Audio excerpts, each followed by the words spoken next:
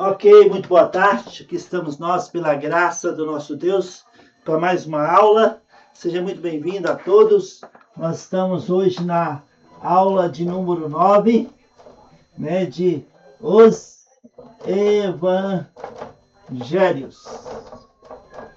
Amém? Seja muito bem-vindo todos nessa aula de número 9. Pela graça de Deus, vamos ter um tempo joia aqui hoje. Muito obrigado pelas suas orações, pelo seu amor. Obrigado por ser um estudante da palavra de Deus. Que privilégio que nós temos, de sermos estudantes da palavra de Deus. O Espírito Santo, ele tem o prazer, a alegria de nos ensinar, de nos instruir por meio da sua palavra. E nós podemos deleitar na graça de Deus, sabendo que tudo que Deus confia a nós de ensinamento é para que nós possamos usá-lo para a glória de Deus, para ensinar outros, fazer discípulos, para que nós possamos ser troféus nas mãos de Deus. Por isso é tão importante como nós recebemos a palavra de Deus.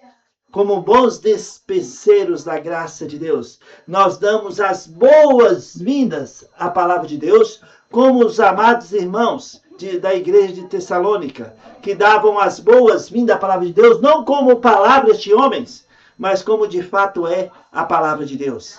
Então, é um privilégio que nós temos de poder estudar a palavra de Deus juntos e permitir que o Espírito Santo nos instrui em cada aula, em cada texto, em cada momento desse aprendizado que nós estamos tendo aqui. Até o arrebatamento da igreja, nós estaremos aprendendo a palavra de Deus. E isso é um privilégio que nós temos. Amém? Vamos orar então para nós iniciarmos essa aula nessa tarde. Vamos orar? Precioso Pai, em nome de Jesus, muito obrigado por esse dia. Em nome de Jesus, obrigado por sua presença, obrigado por sua graça, obrigado pelas suas misericórdias que não têm fim. Espírito Santo, unge nossos corações, unge as nossas vidas, nos instrui, nos fala conosco. Por favor, Senhor, em nome de Jesus, esse nome que está acima de todos os nomes, nós oramos e agradecemos. Amém. Amém? Hoje, aqui no Brasil, agora à tarde, é feriado. Sabe por quê? Porque o Brasil ganhou do Japão no futebol, na Copa do Mundo. Aí o brasileiro para de trabalhar, é feriado, o pessoal sai pelas ruas, buzinando, conversando. Então vamos ter um barulhinho diferente aqui a mais, mas não tem problemas. Vamos compartilhar essa aula. Amém? Glória a Deus! Oh, aleluia! E hoje, nessa aula de número 9, nós vamos falar um pouco sobre as parábolas de Jesus. As parábolas de Jesus. E para nosso aprendizado, para nosso ensino, nessa aula de número 9, as parábolas de Jesus registradas nos evangelhos. Lembra que nós estamos estudando os evangelhos, Amém?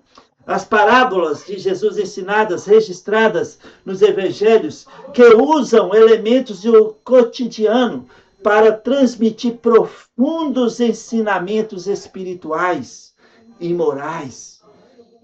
As parábolas revelam os mistérios do reino de Deus, como nós vimos algumas da semana passada, E desafiam os ouvintes à reflexão e a uma mudança de vida.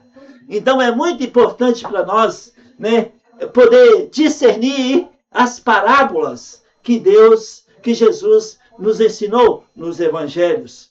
Por exemplo, a parábola do semeador, lá em Mateus capítulo 13, se você pode. Vamos ver aqui essa primeira parábola. Mateus capítulo 13. Mateus capítulo 13, versículos 3 a 9. Está escrito o seguinte. Versículo 3 a 9. E de muitas coisas lhes foi por parábolas e dizia. Por muitas coisas lhe falou por parábolas e dizia. Eis que o semeador saiu a semear. E, ao semear, uma parte caiu à beira do caminho. E, vindo as aves, a comeram. Outra parte caiu em solo rochoso, onde a terra era pouca e logo nasceu, visto não ser profunda a terra. Saindo, porém, o sol a queimou, e porque não tinha raiz, secou-se. Outra caiu entre os espinhos, e os espinhos cresceram e a sufocaram. Outra, enfim, caiu em boa terra, e deu fruto a 100, a 60 e a 30 por um.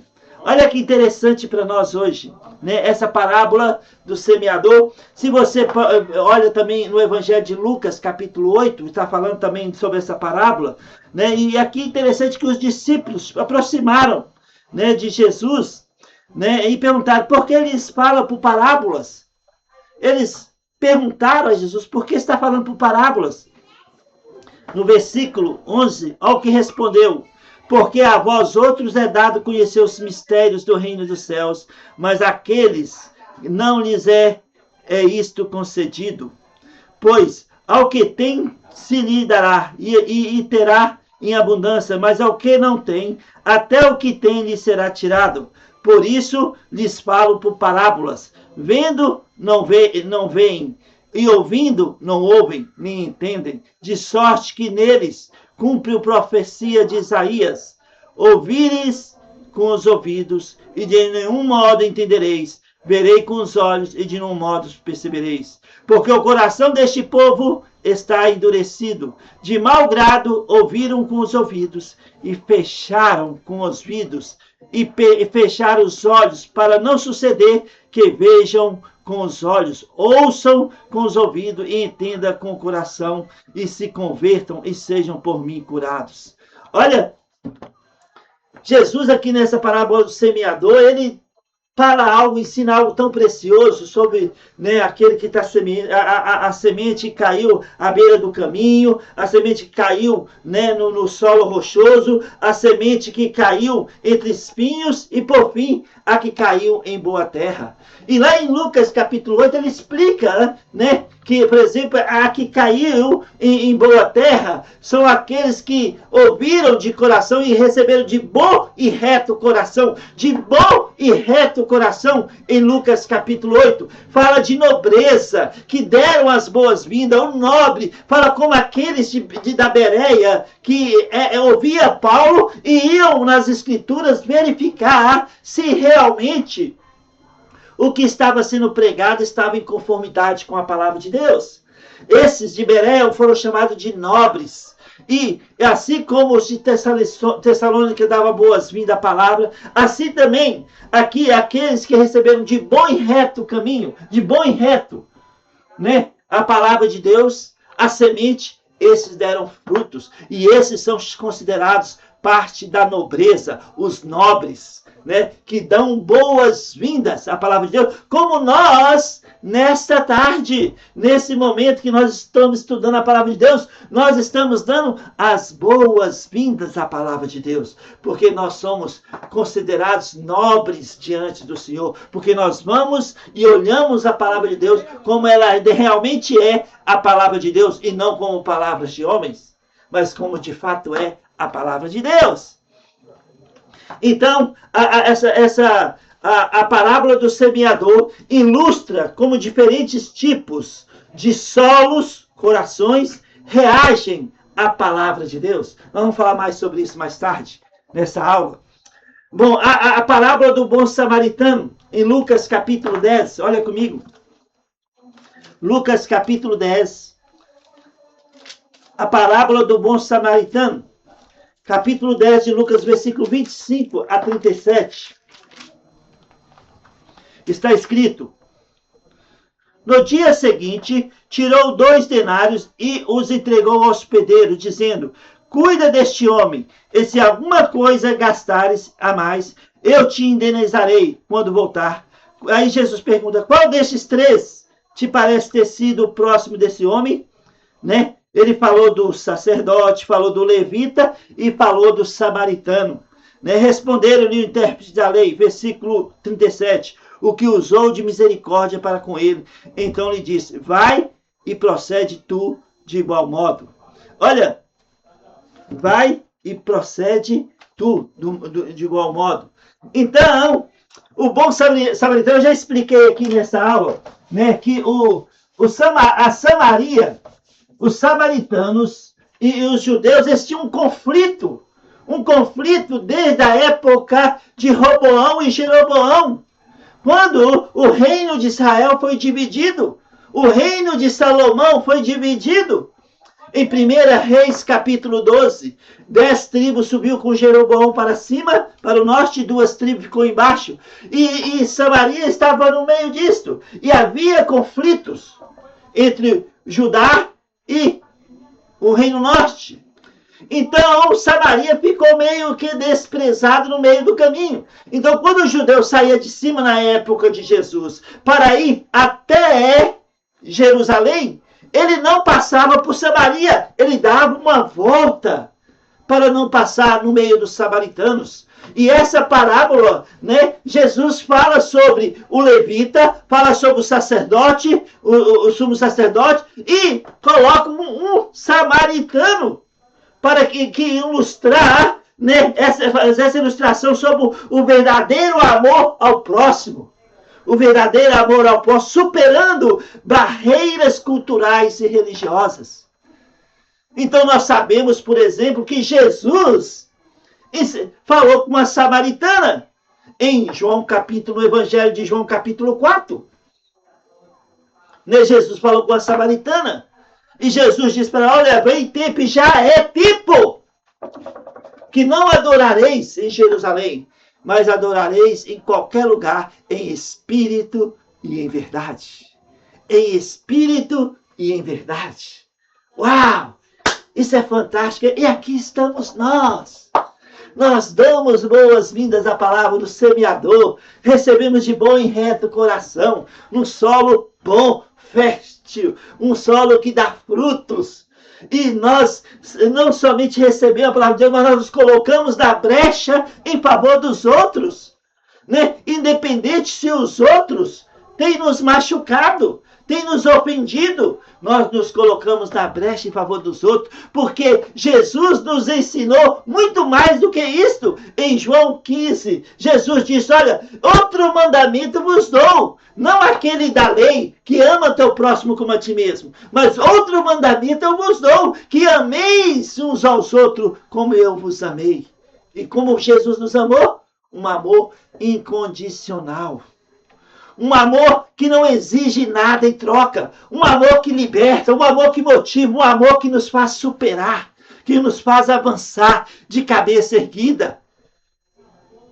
E com esse amor incondicional, o amor ágape, o amor de Deus, nós amamos uns aos outros, colocando a brecha em favor dos outros, como o samaritano fez aqui nessa parábola que Jesus ensinou. Também em Lucas capítulo 15, Jesus ensina a parábola do filho pródigo. Do filho pródigo. Do filho pródigo, no versículo 11 a 32 de Lucas 15. Né? Mas vamos ler aqui só o versículo 20 em diante.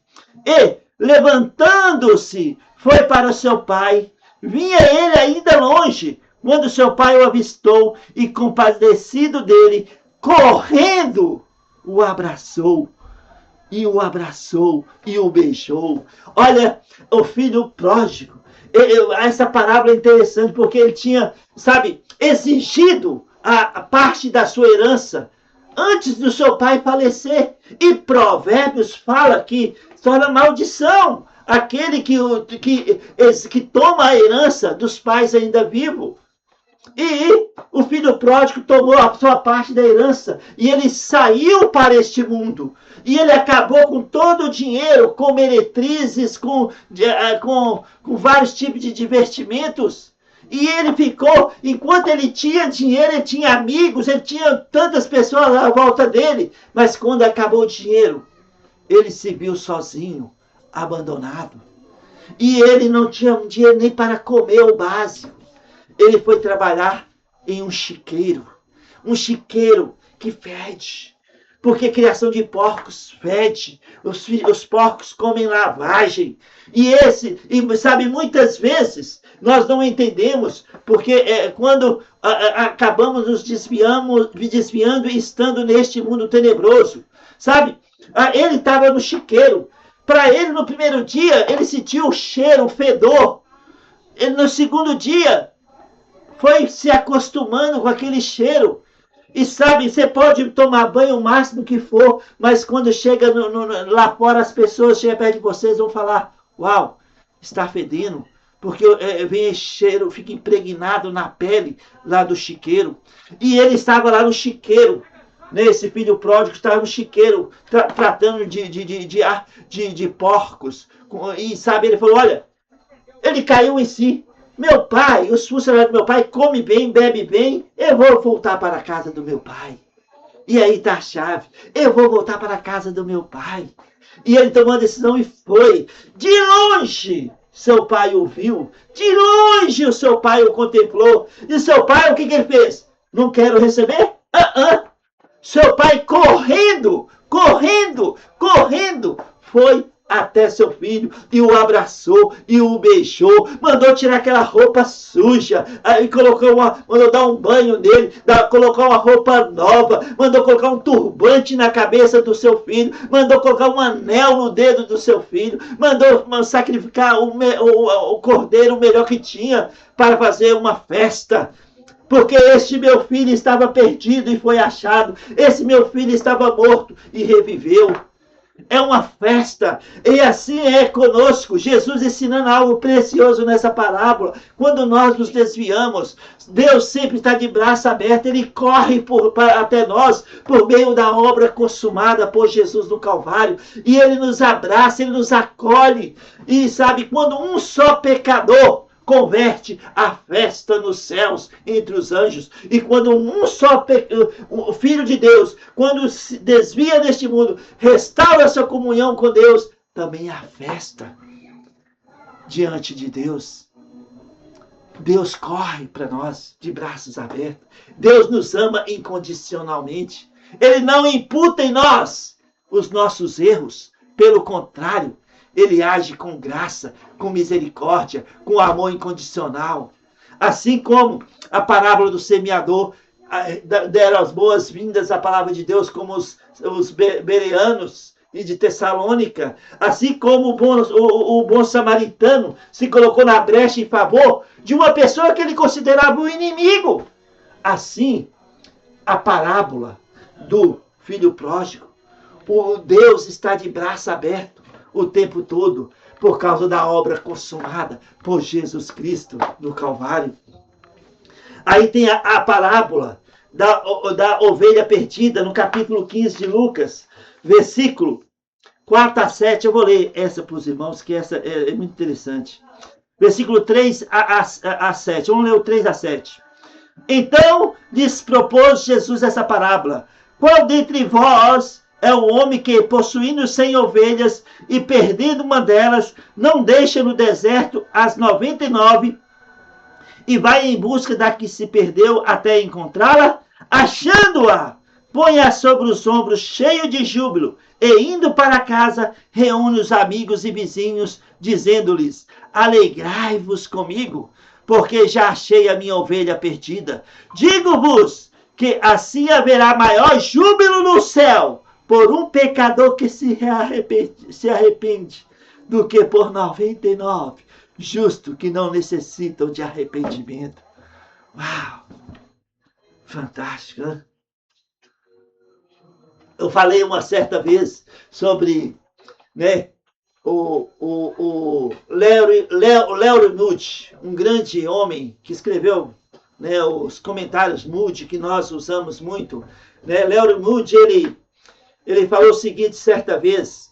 Ele viveu nos meados de 1800, e ele falou o seguinte: se o presidente dos Estados Unidos viesse a falecer, seria notícia no mundo inteiro, até mesmo na menor cidade do mundo. Seria notícia na capa do jornal: o presidente dos Estados Unidos faleceu.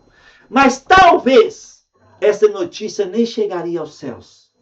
Mas quando um só pecador se converte, talvez ninguém neste mundo fique sabendo, mas lá nos céus há uma festa, há júbilo entre os anjos por um só pecador que se arrepende.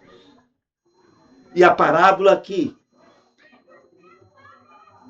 da ovelha perdida Está falando de pessoas, hoje no nosso meio, crentes salvos pela graça de Deus, e quando um se desvia, Jesus vai atrás e busca de volta para restaurar a comunhão com Deus e a comunhão com os irmãos. E é tão claro isso, irmãos. Por exemplo, o livro de 1 João, não o Evangelho de João, mas o livro de 1 João, trata de canonia, comunhão com Deus. Quando um crente perde comunhão com Deus, ele está em pecado e restaura sua comunhão, ele se arrepende, confessa. É motivo de alegria na igreja, é motivo de alegria do coração do pastor, é motivo de grande alegria para todos. Então não podemos julgar nunca as pessoas, jamais julgar um irmão, porque nós não sabemos o que ele está passando no seu dia a dia. Então devemos orar uns pelos outros e amar uns aos outros, colocando na brecha em favor de uns aos outros. E assim Deus nos usa para a sua glória. Também, então, essa da ovelha perdida demonstra o grande valor que Deus dá a cada indivíduo e a alegria pelo arrependimento, não somente de Deus, mas dos anjos diante de Deus. Por exemplo, também outra parábola do juiz iníquo está em Lucas capítulo 18. Lucas capítulo 18, versículo 1 a 8, né? Versículo 1 a 8 fala assim: disse-lhe Jesus por uma parábola sobre o dever de orar sempre e nunca esmorecer. Havia em certa cidade um juiz que não temia a Deus, nem respeitava homem algum. Olha, esse juiz mau, hein? Iníquo. Havia também naquela mesma cidade uma viúva que vinha ter com ele, dizendo: julga minha causa contra o meu adversário. Ele, por algum tempo, não a quis atender. Mas, depois, disse consigo: bem que eu não temo a Deus, nem respeito a homem algum. Todavia, como esta viúva me importuna, julgarei a sua causa, para não suceder que, por fim, venha a molestar-me. Então disse o Senhor: considerai no que diz esse juiz iníquo. Não fará Deus justiça a seus escolhidos, que a ele clamam dia e noite, embora pareça demorar em defendê-los? Digo-vos que depressa lhes fará justiça. Contudo, quando vier o Filho do Homem, achará porventura fé na terra? Olha, aqui em Lucas 18, essa parábola do juiz iníquo encoraja a perseverança na oração. Nós oramos e Deus responde de 3 formas. Deus responde se, Deus responde espere, ou Deus responde não. O fato é que Deus responde às orações. E aqui é interessante para nós que nós precisamos saber, né, lidar com esses 3 tipos de resposta de oração. O fato é que não podemos deixar de perseverar. E, sabe, bater no trono da graça. Buscar a presença do Senhor. Como Jeremias disse, Deus disse: eu é que sei que pensamentos tenho a vosso respeito, diz o Senhor, pensamentos de paz e não de mal, para vos dar o fim que desejais. Então passareis a orar a mim. Buscar-me-eis e me achareis quando me buscar de todo o vosso coração. Serei achado de vós, diz o Senhor, e farei mudar a vossa sorte. Então a oração é algo que eu não falo só para jogar palavras no ar, não faço com fé. Oração é o reconhecimento da minha incapacidade total, unida com uma confiança inabalável, produzida pela palavra de Deus, que Ele fará infinitamente mais do que eu peço ou imagino, como está em Efésios 3:20. Quando eu reconheço a minha incapacidade e coloco diante de Deus, Ele trabalha em nós, Ele faz acontecer, e Ele responde, sim, espere ou não. Talvez você clama a Deus para ter uma Ferrari 0 km e consegue comprar um carrinho aí, velhinho, e você acha que Deus não respondeu. Ele falou não para a Ferrari, mas falou sim pelo carrinho que vai te levar no mesmo lugar onde você está querendo ir e precisa fazer no dia a dia. Então Deus responde à nossa oração. Nós precisamos de perseverança. E a parábola aqui do juiz iníquo, que é uma ilustração, uma parábola que Jesus fala, a velha viúva ficava perseverando, batendo, até abrir. Se o homem iníquo, juiz iníquo, responde, muito mais Deus, que é perfeito, soberano, completo e Pai, que nos ama incondicionalmente, Ele vai falar muito mais do que nós pensamos ou imaginamos. Este é o nosso Deus. Então, nos evangelhos é interessante para nós pensarmos nos evangelhos sobre, né, as parábolas. Mateus, nós já falamos de Mateus, que apresenta Jesus como o Messias, o Hamashia, Jesus, né, o Filho de Deus, o Rei dos Reis, o Rei dos Judeus. Mas as parábolas em Mateus está focado em apresentar Jesus como Messias, como nós falamos, contém grandes discursos parabólicos. Por exemplo, o reino dos céus. Já no livro de Marcos, relata, né, parábolas de forma mais concisa. E com ênfase e ação, né, o fazer imediatamente. Já em Lucas, é o evangelho com o maior número de parábolas exclusivas, destacando a misericórdia e o cuidado aos marginalizados. Então, diferentemente de João, que não tem parábolas, mas já Mateus, Marcos e João apresenta Mateus, Marcos e Lucas apresenta parábolas diferentes uns dos outros com relação focado.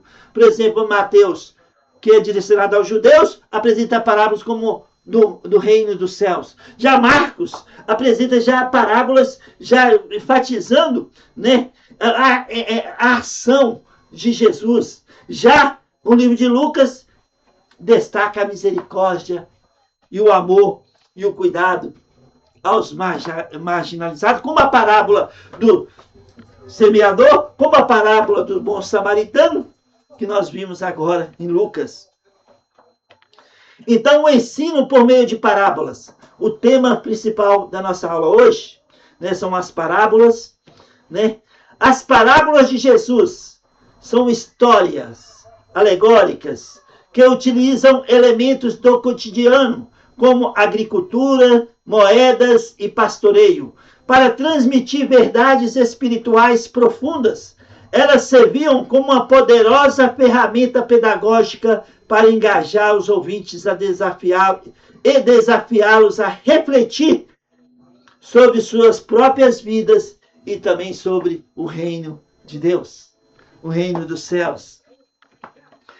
As parábolas mais conhecidas para nós, nessa aula número 9. Os evangelhos revelam várias parábolas nos evangelhos, tanto em Mateus, como Marcos, como Lucas. Né? Mas tem algumas parábolas marcantes, umas parábolas que se destacam. Algumas das mais fundamentais incluem, por exemplo, né, a do semeador, que nós vimos em Mateus 3, que compara a palavra de Deus a uma semente e os diferentes tipos de terreno nos corações humanos, mostra a receptividade que determina os frutos que serão gerados. Nós vimos também sobre a parábola do filho pródigo em Lucas 15, né? Narra a história de um pai amoroso e seu filho que se arrepende, ensina sobre o perdão incondicional e o amor acolhedor de Deus.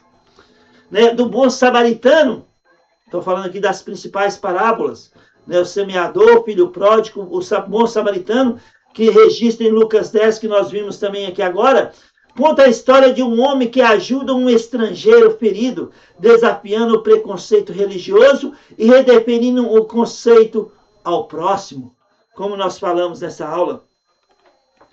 Tem também a parábola dos talentos, né, irmãos? Relatada em Mateus 25.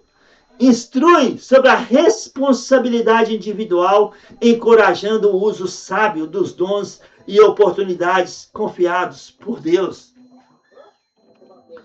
O propósito das parábolas. Quais os propósitos o propósito das parábolas?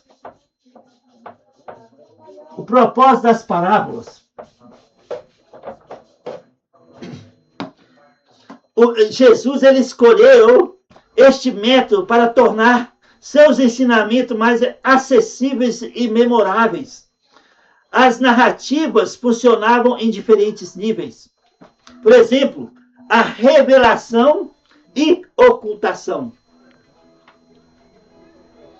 Elas revelavam verdades para aqueles com o coração disposto a aprender, mas escondiam o significado dos críticos, que apenas procuravam motivos para acusá-los, como os fariseus, como os saduceus, como os escribas, que estavam ali como espinho, onde Jesus estava, eles estavam ali para refutar Jesus Cristo.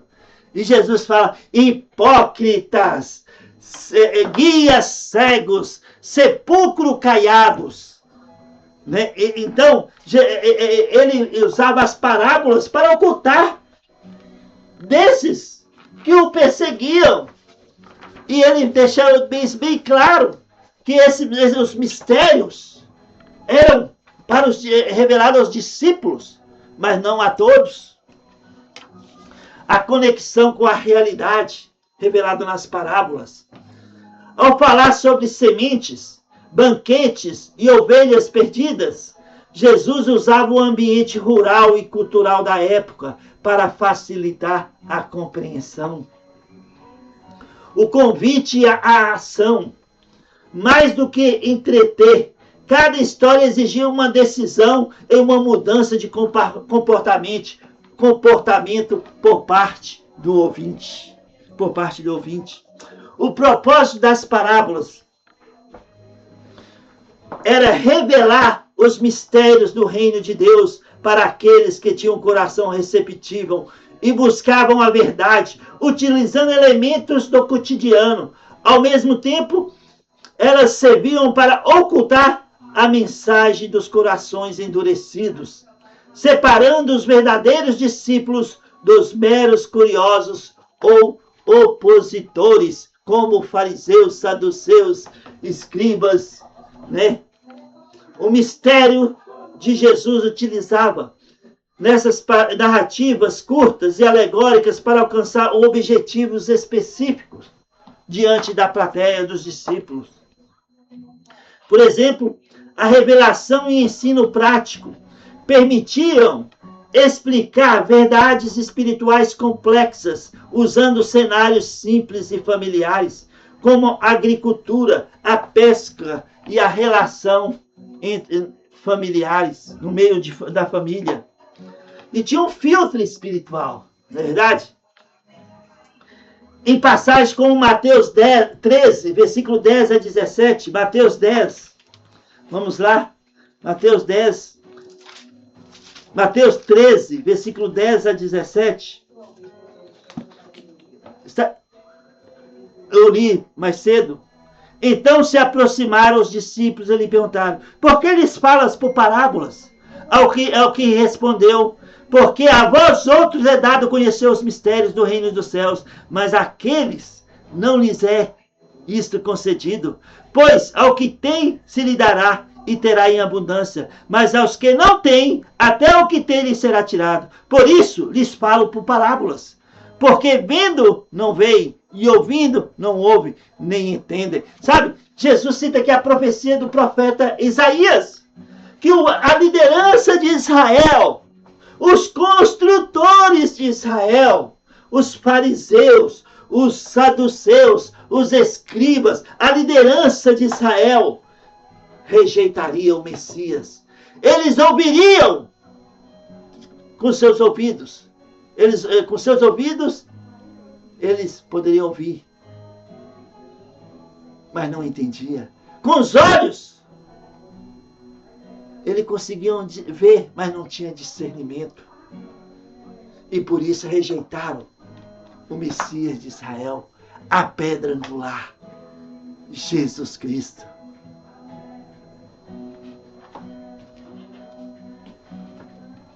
Jesus esclarece que os mistérios do reino eram dados aos discípulos, enquanto para os de fora a mensagem vinha em parábolas para cumprir profecias de juízo. Onde vendo, não veio, e ouvindo, não entendia.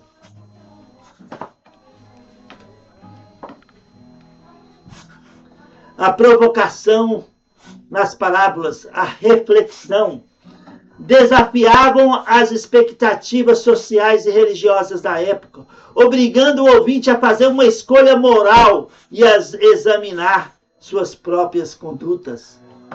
Né? A pessoa, por exemplo, ouvia a parábola do bom samaritano e falava, poxa, então eu devo amar o meu inimigo como a mim mesmo. E Jesus fala mais ainda, você ama seu inimigo não como a si mesmo, mas como eu vos amei. Que vai muito além. Um amor ágape, um amor incondicional. Então, exigia uma reflexão e uma atitude dos ouvintes das parábolas. A interpretação correta é tão interessante para nós, né? Sempre cada versículo tem o quê? Um contexto para não ter pretexto. Cada versículo tem um contexto para não ter pretexto. Então, por isso nós temos que ter cuidado ao estudar a palavra de Deus. Um versículo, nunca podemos tirar um versículo da Bíblia e fazer dele um ensinamento completo. Porque um versículo ele tem um contexto. E esse contexto explica o texto. E outros textos associados àquele texto nos dá uma segurança e discernimento do espiritual de que é um ensinamento correto. Então, a interpretação correta das parábolas de Jesus também exige focar na mensagem central de cada história, evitando tentar transformar cada detalhe em uma alegoria. Elas são comparações que usam o cotidiano da época para ensinar verdades espirituais sobre o reino de Deus. Então, nós precisamos, número 1, identificar o contexto original, descobrir quem estava ouvindo Jesus, multidões, discípulos ou líderes religiosos, e por que a história foi contada. Isso esclarece o alvo do ensinamento. Na parábola do bom samaritano, com certeza ali tinha alguns fariseus ouvindo. Ali talvez tinha sacerdotes ouvindo. Tinha talvez levitas, que são a boa parte sacerdotes, ouvindo. E Jesus ele fala, olha, um samaritano passou e viu um judeu caído, ele estava sem roupa, estava machucado, ele cuidou das feridas, ele colocou uma roupa, pôs no seu cavalo, levou para uma hospedagem, pagou o hospedeiro e falou, se ele gastar mais que deixar a conta dele, quem deles todos foi que amou o seu próximo? Talvez os sacerdotes, levitas, fariseus estavam ali e ficaram tiririca de raiva. Mas foi um ensinamento para que, independente de quem está à nossa frente, devemos amar como Jesus nos amou. Então, identificar o contexto e para quem está falando nas parábolas, buscar a ideia principal nas parábolas. A maioria das parábolas foca em um ensinamento principal. Geralmente, a lição central está localizada no desfecho da narrativa, como essa do bom samaritano, ou como do filho pródigo, né? Como Deus correu até, como o pai correu até o filho de braço aberto. O filho não merecia, mas o pai agiu com amor, com misericórdia, com graça. Esse é o mesmo princípio de Deus para conosco. Ele age conosco com misericórdia, com graça, com amor incondicional. Ele vem de braços abertos e nos acolhe por meio da obra consumada por Jesus Cristo no Calvário. Nós devemos evitar a alegorização excessiva. Não tente dar um significado espiritual oculto a cada detalhe secundário da história. Os detalhes servem para dar veracidade ao conto e apoiar o ponto central. E não inventar abobrinha, viu, irmão? Consulte o restante das escrituras. Lembra, leia outros textos para chegar a um consenso de discernimento. Uma interpretação correta nunca contradiz os ensinamentos gerais da Bíblia. Use trechos mais claros das escrituras para embasar conceitos espirituais mais densos. As principais parábolas que Jesus ensinou. Como semeador, como o filho pródigo, nos ensina muito no nosso dia a dia e também no nosso ministério, diante das pessoas. Como eu falei, Mateus 13, versículo 3 a 9. Né? Foi os primeiros versículos que eu li nessa aula, né? Sobre o semeador. Né? Ilustra como diferentes tipos de coração ou solos reagem à palavra de Deus. Apenas a terra boa produz frutos. O filho pródigo, como nós vimos em Lucas capítulo 15, ensina sobre o arrependimento, a graça incondicional e o perdão. Retrata um pai que celebra o retorno do filho arrependido. A ovelha perdida, também que nós falamos no início, né, em Lucas 15, demonstra o valor de cada indivíduo para Deus, ilustrado pelo pastor que deixa as outras 99 para resgatar a que desviou. A parábola dos talentos, em Mateus 25, 14 a 30, ensina sobre a responsabilidade individual e o uso sábio dos dons e oportunidades que cada pessoa recebe ao longo da vida. Aplicações espirituais. Suas aplicações espirituais transcendem o tempo, servindo como ferramentas de autoconhecimento, transformação moral e diretrizes práticas para o exercício diário da fé, do amor ao próximo e da justiça. Principais aplicações e significado espiritual. Por exemplo, o autoconhecimento e reflexão.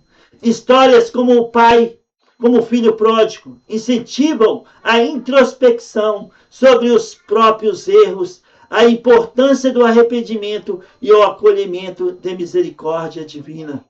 Prática da caridade e amor ao próximo, como a parábola do bom samaritano. Rompe preconceitos e ensina que o próximo é qualquer pessoa que necessite de auxílio, exigindo compaixão ativa.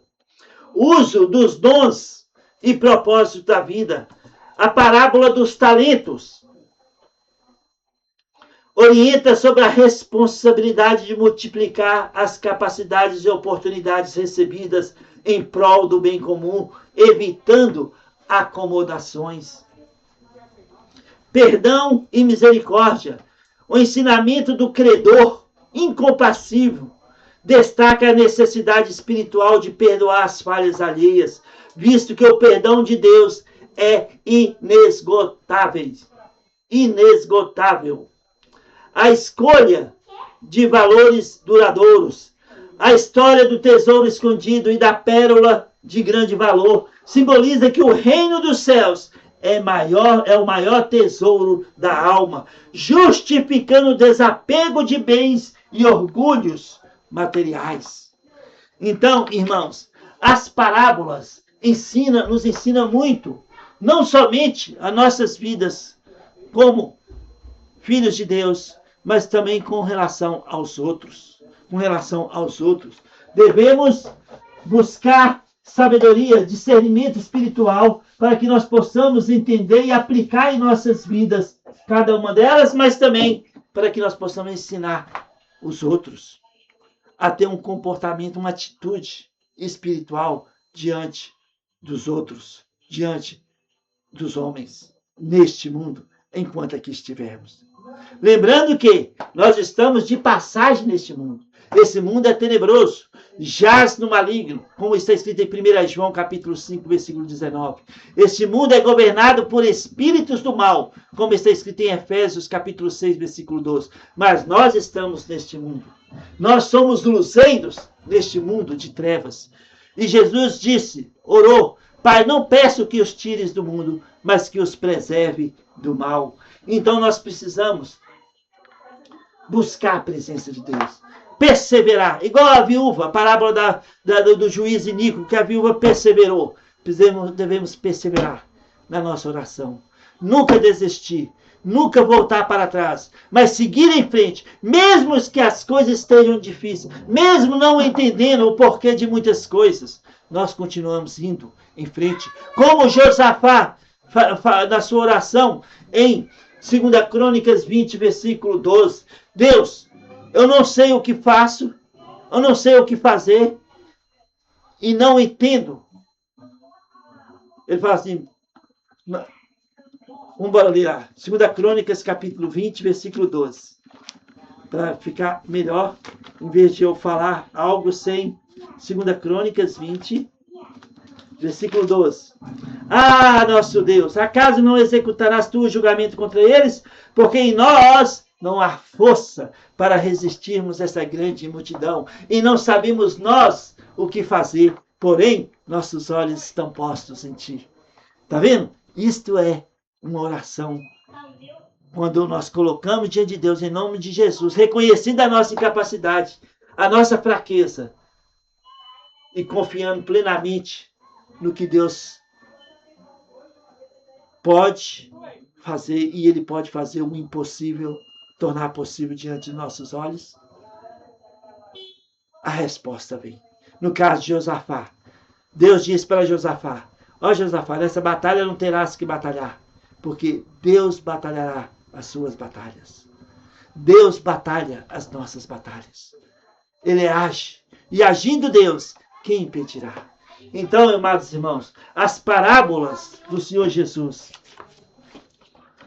né, nos evangelhos, fala sobre ensinamentos espirituais e morais, que nós podemos ser enriquecidos espiritualmente em aprendendo cada uma das parábolas e aplicando em nossas vidas e ensinando aos outros.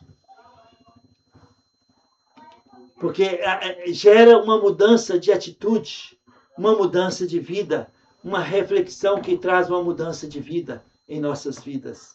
Amém? Então hoje nós não vamos prolongar mais, estamos terminando por aqui, sabe? Se você tem alguma dúvida, alguma pergunta, por favor, escreva e manda para mim. Terei uma grande alegria em poder responder, em poder te ajudar no que Deus nos permite. Amém? Que Deus abençoe você, que Deus abençoe sua família. Vamos em frente, de cabeça erguida, perseverando em oração, caminhando na presença de Deus, alimentando a nossa fé com a palavra de Deus e colocando disponíveis para ser uma bênção na vida dos outros. E assim, nós desfrutaremos da graça de Deus nos nossos dias, nesse tempo. Ok, isso é o que eu encontrei na internet sobre desfrutaremos. Prolongada. Meu telefone está ali falando. Vamos seguir em frente, de cabeça erguida, confiando que Deus tem um plano para a vida de cada um de nós neste momento. Vamos ser bons despeceiros da graça, procurar apresentar diante de Deus aprovado, que maneja bem a palavra de Deus e que não tem de que se envergonhar, para que nós possamos ser enriquecidos com o amadurecimento na graça de Deus e na compreensão da palavra do nosso Pai. Que Deus abençoe você, que Deus abençoe sua família. Vamos em frente, no nome glorioso de Jesus, que você possa ter uma semana abençoada, em nome de Jesus. Amém.